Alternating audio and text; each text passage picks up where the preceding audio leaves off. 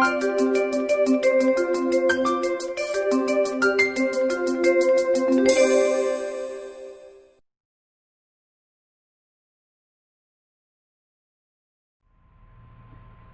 friends, welcome to our YouTube channel Advanced Agriculture.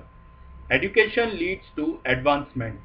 Only YouTube channel with enhanced knowledge of classroom teaching and practical knowledge. Channel Advanced Agriculture. Our topic is carbohydrates. All, what is carbohydrate? Carbohydrates क्या होते हैं? Carbohydrates को हम दो प्रकार से define कर सकते हैं. पहला कार्बोहाइड्रेट, कार्बन, कार्ब से, ओ से oxygen, hydrate hydrogen molecule.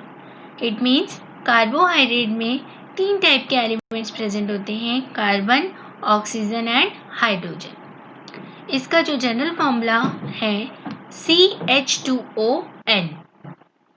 Example glucose C6H12O6. It means यहाँ पर कार्बन का एक मॉलिक्यूल और एक वाटर मॉलिक्यूल प्रेजेंट होता है. इसी वजह से इसे कार्बोहाइड्रेट कहते हैं, कार्बन प्लस हाइड्रेट्स.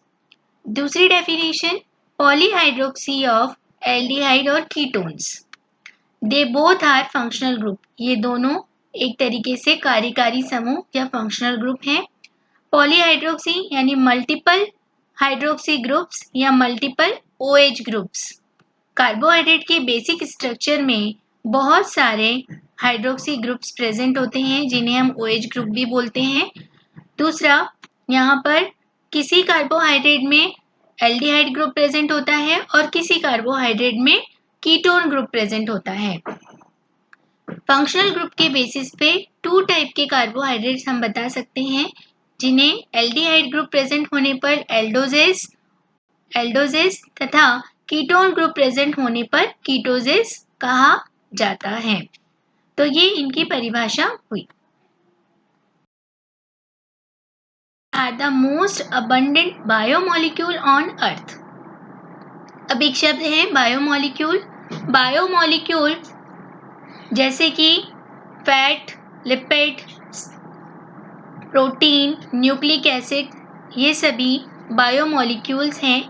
इन सभी में कार्बोहाइड्रेट जो है वो पृथ्वी पर सबसे ज़्यादा पाया जाने वाला बायोमोलिक्यूल है, बिकॉज ये कार्बन और हाइड्रोजन से मिलके बना है और कार्बन और हाइड्रोजन दोनों ही पृथ्वी पर सबसे ज़्यादा मिलने वाले सब्सटेंस होते हैं. Carbohydrate is a biological molecule containing carbon, hydrogen and oxygen atom with the hydrogen-oxygen atom ratio of 2:1 with empirical formula CH2ON. इस पॉइंट को हमने डिस्कस किया है कि कार्बोहाइड्रेट जो है वो एक बायोमोलिक्यूल है जिसमें कार्बन, हाइड्रोजन और ऑक्सीजन एटम प्रेजेंट है और हाइड्रोजन ऑक्सीजन का जो रेशियो है वो 2:1 है, जैसे कि वाटर में प्रेजेंट होता है, बिकॉज कार्बोहाइड्रेट में भी एक वाटर मॉलिक्यूल प्रेजेंट होता है. इसी वजह से इसका हाइड्रोलाइसिस हो पाता है. इसका स्ट्रक्चरल फॉर्मूला CH2ON है. कार्बोहाइड्रेट्स आर पॉलीहाइड्रोक्सीएल्डिहाइड और ketones that yield such compounds on hydrolysis. Some carbohydrates also contain nitrogen, phosphorus और सल्फर. कार्बोहाइड्रेट्स जो हैं वो एल्डिहाइड और कीटोन्स के पॉलीहाइड्रोक्सी मॉलिक्यूल्स होते हैं. हाइड्रोलाइसिस होने पर या जल विघटन होने पर हमें ये फंक्शनल ग्रुप प्राप्त होते हैं. कुछ कार्बोहाइड्रेट्स में नाइट्रोजन, फॉस्फोरस और सल्फर ग्रुप भी प्रेजेंट होता है. Carbohydrate perform numerous role in living organisms. Carbohydrate का लिविंग ऑर्गेनिज्म में बहुत ही महत्वपूर्ण रोल होते हैं, जैसे कि polysaccharides serve for the storage of energy, starch and glycogen. Plants के अंदर एनर्जी स्टार्च की फॉर्म में स्टोर होती है और एनिमल्स में ग्लाइकोजन की फॉर्म में स्टोर होती हैं. सो दे बोथ आर पॉलीसैकेराइड. ये दोनों पॉलीसैकेराइड हैं जो कि स्टोरेज एनर्जी की फॉर्म में प्रेजेंट होते हैं. Structural component cellulose in plant cellulose यानी सेल वॉल जो होती है प्लांट्स की वो सेलुलोज की बनी हुई होती है। ऑर्थोपॉड्स का एक्सटर्नल कवरेज जो होता है वो काइटिन का बना हुआ होता है। तो सेलुलोज और काइटिन ये दोनों भी कार्बोहाइड्रेट होते हैं।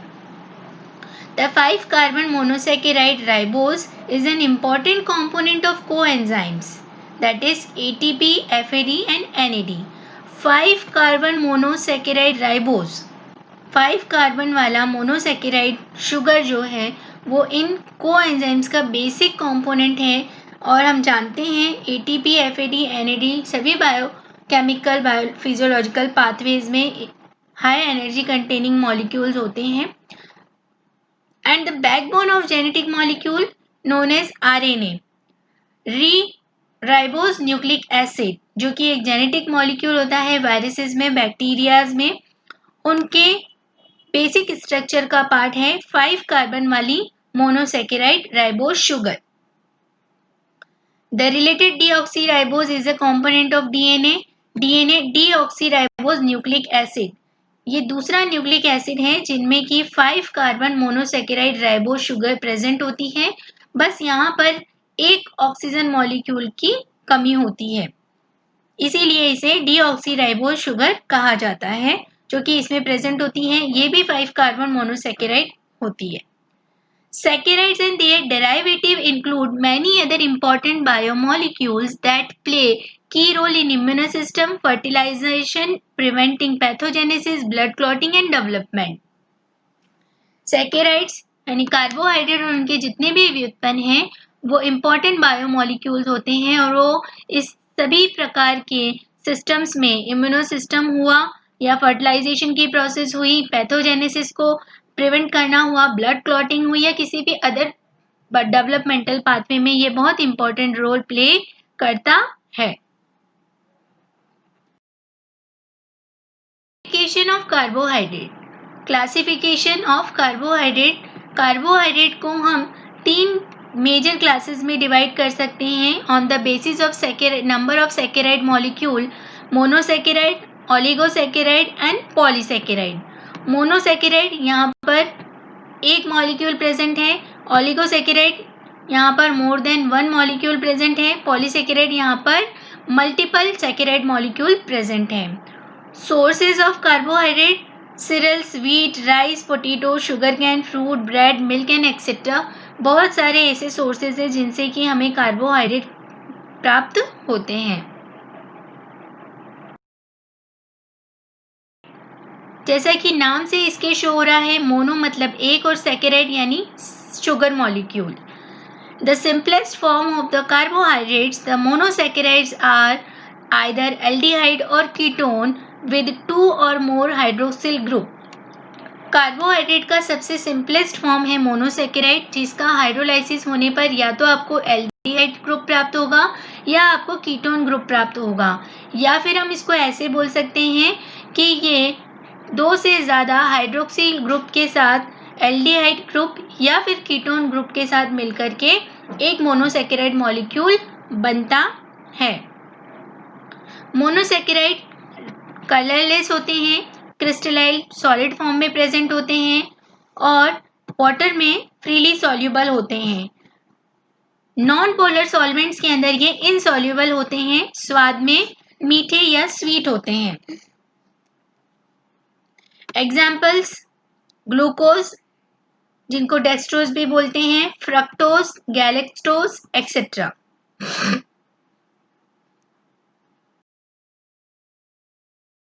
Classification of monosaccharides, sugar, structural formula, aldoses और कीटोजेस। यहाँ पर हमने 4 प्रकार के मोनोसेकेराइड बताए हैं, trioses, tetroses, pentoses and hexoses. On the basis of number of carbon molecule, 3 carbons, 4 carbons, 5 carbons and 6 carbons. On the basis of functional group, there are 2 type of sugar, aldoses and ketoses.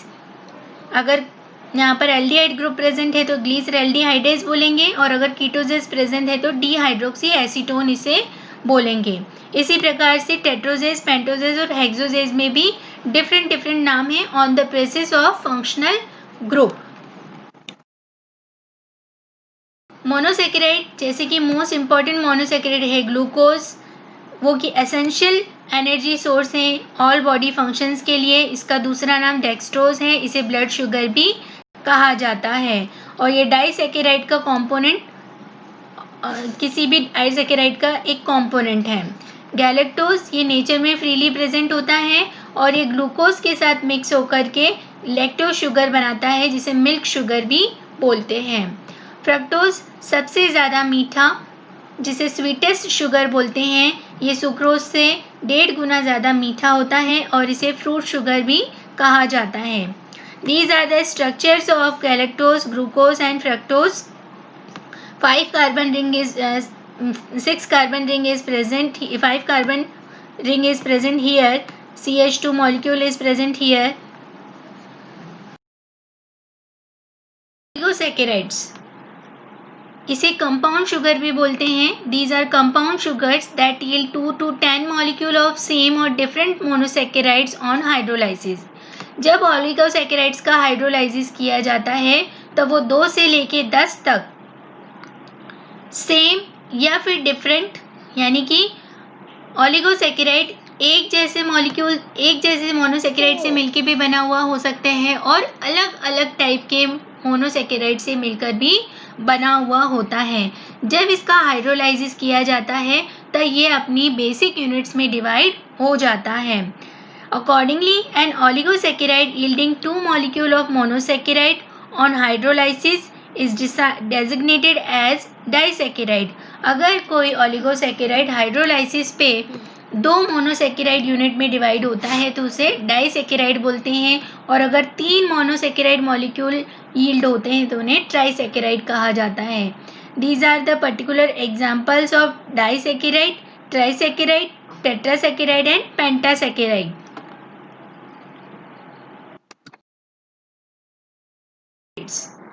They are composed of 2 monosaccharides unit.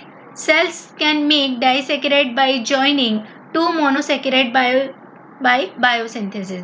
Biosynthesis के process में या carbohydrate का biosynthesis जब होता है तब कोशिका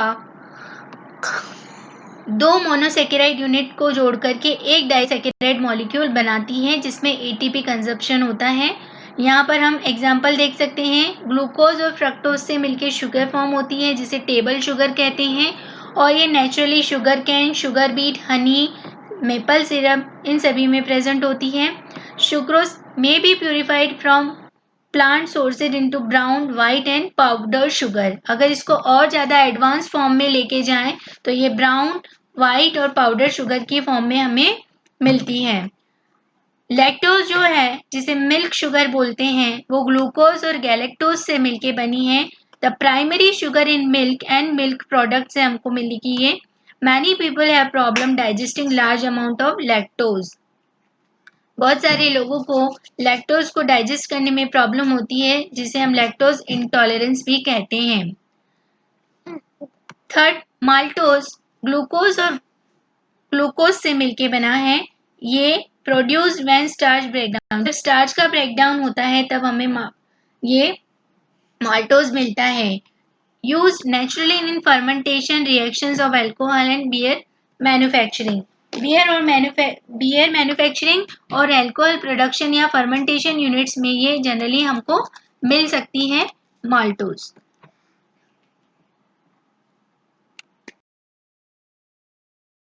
composed of 3 monosaccharide unit, इसका एग्जाम्पल है रेफिनोस, यानी कि 3 मोनोसैकेराइड यूनिट मिलकर के एक ट्राइसैकेराइड बना रही है। टेट्रासैकेराइड, यहाँ पर 4 मोनोसैकेराइड यूनिट मिलकर के एक ओलिगोसैकेराइड या टेट्रासैकेराइड बना रही है, और इसका एग्जाम्पल है स्टैकियोज। थर्ड कैटेगरी जो आती है कार्बोहाइड्रेट्स की, वो है पॉलीसैकेराइड्स। पॉली मतलब मल्टीपल या बहुत सारे, और सैकेराइड्स यानी शुगर मॉलिक्यूल। जब बहुत सारे शुगर मॉलिक्यूल्स मिलकर के एक शुगर मॉलिक्यूल बनाता है उसे पॉलीसैकेराइड्स कहते हैं। या हम ये बोल सकते हैं कि जब पॉलीसैकेराइड्स का हाइड्रोलाइसिस होता है तो हमें 10 या 10 से ज़्यादा मोनोसैकेराइड्स यूनिट रिलीज होती हैं या मिलती हैं। पॉलीसेकेराइड्स कंटेनिंग 10 और मोर मोनोसेकेराइड यूनिट अटैच्ड टुगेदर, जो कि एक साथ जुड़ी हुई होती हैं। Example starch, glycogen and fibre. Starch और ग्लाइकोजन को हमने डिस्कस किया था। दे आर स्टोरेज मटेरियल या storage type of energy. Digestible है दोनों, और फाइबर इनडाइजेस्टेबल है। या हम बोल सकते हैं प्लांट्स के अंदर जितने भी सेकेंडरी मेटाबोलाइट्स प्रेजेंट होते हैं वो भी पॉलीसेकेराइड्स ही होते हैं। Long chain of glucose unit form these polysaccharides. जब ग्लूकोज की बहुत लंबी श्रृंखला बन जाती है आपस में जुड़ जुड़ करके, तो पॉलीसेकेराइड फॉर्म करती है। Cellulose gives structure to plants. Cellulose एक पॉलीसेकेराइड है और ये सेल वॉल का मेन पार्ट होता है जो कि प्लांट्स को स्ट्रक्चर प्रोवाइड करता है। फाइबर टू अवर डाइट, जो हमारी डाइट में जितने भी फाइबरस पार्ट होते हैं वो भी सेलुलोज के ही बने हुए होते हैं। ग्लाइकोजन एनर्जी स्टोरेज है जो कि एनिमल्स में प्रेजेंट होती है, एनर्जी ग्लाइकोजन की फॉर्म में। These are also polysaccharides. Liver cells synthesize glycogen after a meal to maintain blood glucose level. Liver की जो कोशिकाएं हैं वो खाना खाने के बाद या जो हमारा फूड है उसको लेने के बाद ब्लड शुगर लेवल को कंट्रोल करने के लिए एक्स्ट्रा एनर्जी को ग्लाइकोजन की फॉर्म में स्टोर कर लेती है। Majority of carbohydrate of nature occur as polysaccharide. Nature के अंदर बहुत सारे कार्बोहाइड्रेट पॉलीसेकेराइड के रूप में उपस्थित होते हैं। केमिकली पॉलीसेकेराइड में be distinguished into homopolysaccharides and heteropolysaccharides. Homo means एक जैसे। जब पॉलीसेकेराइड यूनिट एक जैसे मोनोसेकेराइड यूनिट से मिलकर बनी हुई होती है तो उसे हम बोलते हैं होमोपॉलीसेकेराइड्स। which yield on hydrolysis a single monosaccharide. जब इनका हाइड्रोलाइसिस किया जाता है या जल अपघटन किया जाता है तब हमें एक ही प्रकार के मोनोसेकेराइड यूनिट्स प्राप्त होते हैं। हेटेरोपॉलीसेकेराइड का मतलब है डिफरेंट मोनोसेकेराइड्स की यूनिट मिलकर के एक पॉलीसेकेराइड यूनिट बनाती है, या फिर हम बोल सकते हैं जब इनका हाइड्रोलाइसिस किया जाता है तो हमें अलग अलग टाइप के मोनोसेकेराइड्स प्राप्त होते हैं। Based on their functional aspect, the polysaccharide may be grouped into two heads: nutrient polysaccharide and structural polysaccharides. Nutrient polysaccharide जिसको हमने बार बार डिस्कस किया है। न्यूट्रिएंट पॉलीसेकेराइड जो कि मेटाबॉलिक पाथवेज में अपना रोल प्ले करते हैं, जैसे कि स्टार्च हुआ, ग्लाइकोजन हुआ, इंसुलिन हुआ, और ये हमारे एनर्जी रिजर्व्स भी होते हैं प्लांट्स में और एनिमल्स में, डाइजेस्टिबल होते हैं। इन्हें न्यूट्रिएंट पॉलीसेकेराइड्स बोलते हैं। सेकंड है स्ट्रक्चरल पॉलीसेकेराइड्स, या ये इनडाइजेस्टिबल होते हैं, इन्हें डाइजेस्ट नहीं किया जा सकता।